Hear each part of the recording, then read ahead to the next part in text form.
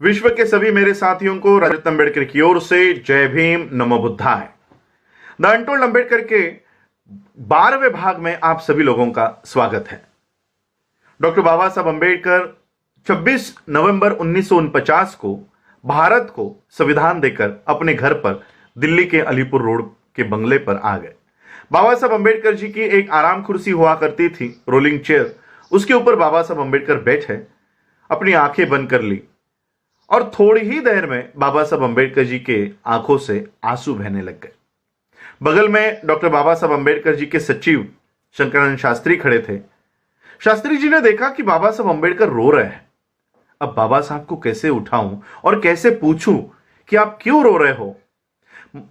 शंकरानंद शास्त्री जी ने एक युक्ति की। बाबा साहब अम्बेडकर जी के पैरों के यहां बैठे और पैर दबाते दबाते बाबा साहब से सवाल किया, बाबा साहब, अभी आप इस देश को एक अच्छा संविधान देकर आए हो, एक अच्छी व्यवस्था देकर आए हो, किस बात का दुख है आपको? आप क्यों रो रहे हो?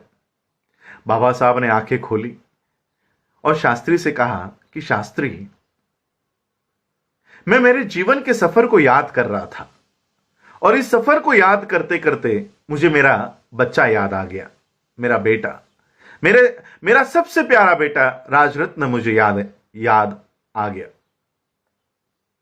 2.5 साल की उम्र में इसे डबल निमोनिया हो गया था। उस समय डॉक्टर बाबा साहब अम्बेडकर जी की आर्थिक हालात कुछ अच्छी नहीं थी।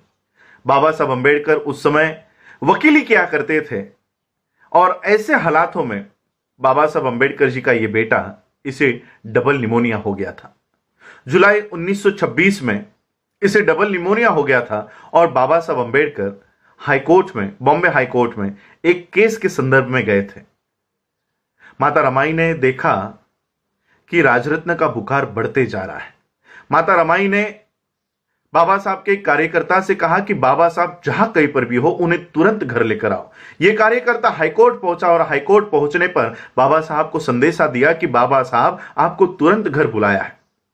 बाबा साहब अपना सारा काम छोड़कर, बाबा साहब को पता चला क्या हुआ होगा, बाबा साहब ने उसी हाईकोर्ट के दरवाजे से, उसी हाईकोर्ट के प्रांगण से तांगा किया और बाबा साहब जिस चाली में रहा करते थे उस चाली के सामने आकर यह तांगा रुका। 10 बाय 10 का बाबा साहब का मकान हुआ करता था। बाबा साहब ने जैसे ही इस मकान में प्रवेश किया, अपने बच्चे को अपने गोद में लिया। गोद में बाबा साहब अम्बेडकर इस राजरत्न को लेकर उसको खिला रहे थे और बाबा साहब अम्बेडकर जी की ही गोद में इस राजरत्न ने प्राण त्याग कर दिया। उस समय बाबा साहब इतना फूट फूट कर रो रहे थे। दीवार पर सर पटक पटक कर डॉक्टर बाबा साहब अम्बेडकर रो रहे थे। पूरे कार्यकर्ता, पूरे चाली के लोग बाबा साहब को देख रहे थे। एक बच्चे की तरह बाबा साहब रो रहे थे। बाबा साहब को कैसे शांत किया जाए। बाबा साहब का बचपन का दोस्त मालू आगे आया। बाबा साहब को बहुत परिश्रम के बाद बाबा साहब को शांत किया। शांत करने के बाद एक कार्यकर्ता ने बाबा साहब से सवाल किया कि बाबा साहब, अभी रीति रिवाज के अनुसार पिता के पैसों से बच्चे के शरीर पर नए कपड़े लाने होते हैं, कफन लाना होता है, ये सारा साहित्य लाने के लिए पैसे दीजिए ताकि हम राजरत्न का अंत्यविधि कर सके। बाबा साहब के कानों पर जैसे ही ये शब्द पड़े, शांत हुए बाबा साहब फिर से फूट फूट कर रोने लग गए। बगल में माता रमाई खड़ी थी। माता रमाई को पता चल गया कि इस रोने की वजह कुछ और है। माता रमाई को पता चला कि बाबा साहब अम्बेडकर की जेब में नए कपड़े छोड़ो, कफन लाने तक के पैसे बाबा साहब के पास नहीं है। माता रमाई ने बदन पर की साड़ी फाड़ी और उस राजरत्न के शरीर पर कफन के तौर पर डाली। यह बात डॉक्टर बाबा साहब अम्बेडकर जी को 26 नवंबर 1949 को भारत को संविधान देने के बाद याद आ गई। बाबा साहब शास्त्री से कहते कि शास्त्री एक समय था कि मेरा बेटा, मेरा बच्चा राजरत्न इस जहां से जाते समय मैं उसके शरीर पर कफन तक डाल नहीं सका। मेरा बच्चा बिना कफन के इस जहां से चला गया।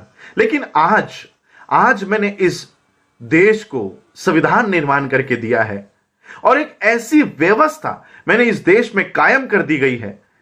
इस देश में ऐसी व्यवस्था मैंने कायम कर दी है कि मेरा आने वाला हर एक राजरत्न, चाहे वो हिंदुओं का हो चाहे वो मुस्लिम हो, चाहे वो क्रिश्चियन हो, चाहे वो जैन हो, चाहे वो बौद्ध हो, इस देश में पैदा होने वाला हर एक राजरत्न ये सूट बूट टाई कोट में जन्म लेगा, ऐसी व्यवस्था मैंने इस देश को दे दी है। और बाबा साहब ने ये बात 26 नवंबर 1949 को संविधान देने के बाद कही। और बाबा साहब का संविधान इस देश में सभी लोगों को, सभी वर्ग के लोगों को, सभी जाति, सभी धर्म के लोगों को अपनी प्रगति करने का एक मौका देती है और सूट बूट टाई कोट में लाने की व्यवस्था करती है। ये बाबा साहब अम्बेडकर जी का संविधान देने के बाद बाबा साहब को ये बात बाबा साहब ने शंकराचार्य शास्त्री से कही। आप लोगों ने मुझे सुना, उसके लिए आभार, धन्यवाद। जय भीम, जय भारत, जय बुद्ध। Wave Mile.